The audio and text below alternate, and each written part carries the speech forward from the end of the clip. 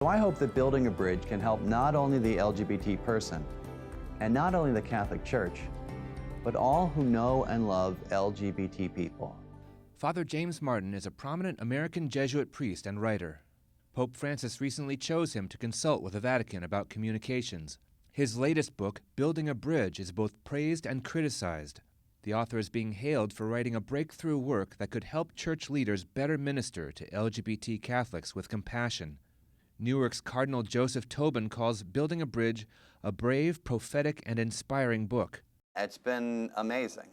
People, they cry when they talk to me. They're so grateful that the conversation is being started. Lots of hugs.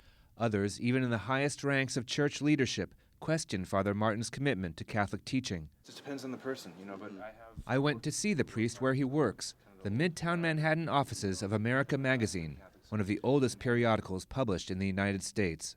Father Martin is the editor-at-large of the Jesuit Journal. So tell me about some of the stories of how LGBT Catholics have been treated in the church. I have heard some of the worst stories just in the past couple of months since the book came out. One woman wrote to me and said, Father, do you know a compassionate priest in my area? And she named the diocese. Because I work on a hospice, and there's a man dying who the priest that is assigned to the hospice refuses to anoint because he's gay. One church where many LGBT Catholics say they feel welcome is St. Paul the Apostle in Manhattan. Their LGBT ministry produced this video called Owning Our Faith. Jason Steidel serves on the ministry, known as Out at St. Paul. He welcomes the publication of Father Martin's book. It's a really, really important work in the history of the church and the church's relationship to the LGBT community. His book is starting a conversation that wasn't taking place before. Father Martin devotes a significant portion of the book to prayers for LGBT Catholics and others who feel rejected. With the LGBT community, the church has hurt people a lot and continues to hurt people a lot. It's time that we start to recognize the pain that LGBT people in the church and outside of the church feel and start to address that.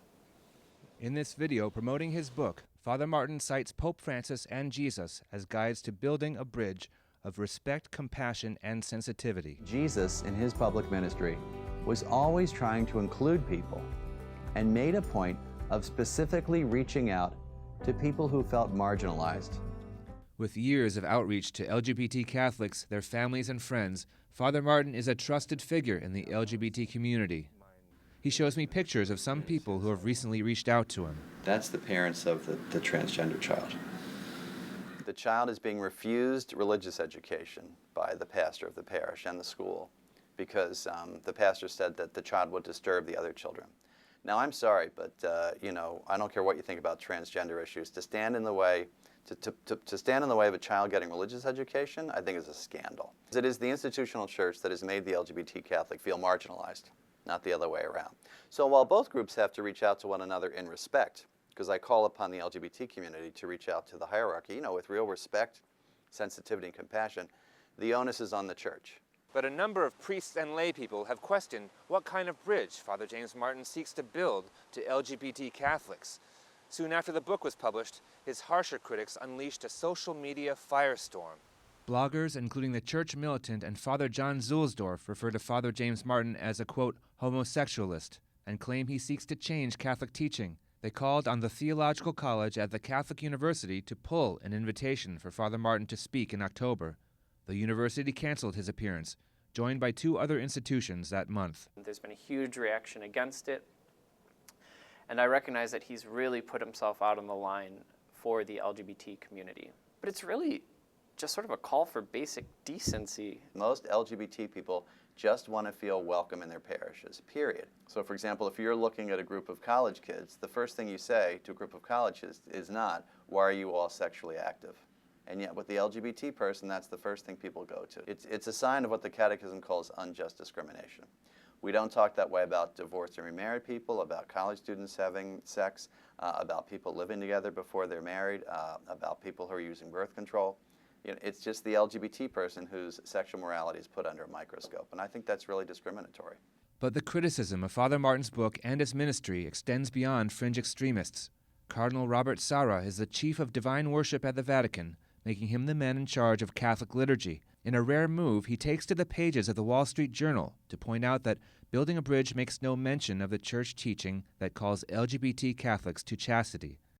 Father Roger Landry is a chaplain of Catholic Voices U.S.A. who has ministered to gay and lesbian Catholics seeking to live in chastity. He's also a critic of Father Martin's book. He had the captive attention of the gay and lesbian community, and unfortunately, he pretended as if the church's teaching wasn't something that they would want to have explained. Do you feel that's a fair criticism, and why did you choose to write the book this way? Yeah, it's not a fair criticism because that's not what the book is about. The book is about dialogue and reaching out to people. There are plenty of books that talk about the church's teaching on sexuality for LGBT people, on same-sex marriage. The other reason is that there's not one LGBT person in this country who does not know the church's teaching on same-sex relations and same-sex marriage, which is that both are impermissible. Even though many gays and lesbians would understand the what of the basic outline of the church's teachings, many do not understand the why behind the what. They don't see that it's part of the gospel. They don't see how it's an illustration of Jesus' teaching truly to love neighbors with the same self-sacrificial love with which he has loved them. And unfortunately, Father Martin doesn't engage that central issue. Father Martin says LGBT Catholics are not receptive to what they hear from the church about homosexuality. Jason Steidel argues an evolution is needed so that what is taught more closely reflects what is lived. The situation of LGBT people isn't being helped by what the church teaches and what the church says in places like the Catechism, right? I don't think that's the gospel. Eve Tushnet is a Catholic, a lesbian, and an author. She lives in chastity and believes Father Martin's book would benefit from a broader vision on his bridge. You can ask more of the church, and you can also, I think, bring in the voices of gay people who are seeking to live in harmony with the church and in obedience to the church. I think that can deepen some of the points that he's making.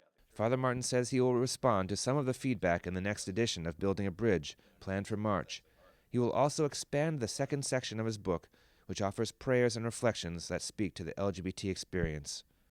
You know, prayer is more important, frankly, than dialogue. I look at places where Jesus reached out specifically to people on the margins, like the Roman centurion or Zacchaeus, or in the next version of the book, the woman at the well, because we have to pay attention to what Jesus did. And again, for Jesus, there's no one who's other. There's no one who's cut out or edited out. There's no us and them for Jesus. There's just us. Whether LGBT Catholics will soon feel more welcome in the church remains to be seen, but Father Martin's book has certainly brought greater attention to the challenges they face. Konrad Aderer, Currents News.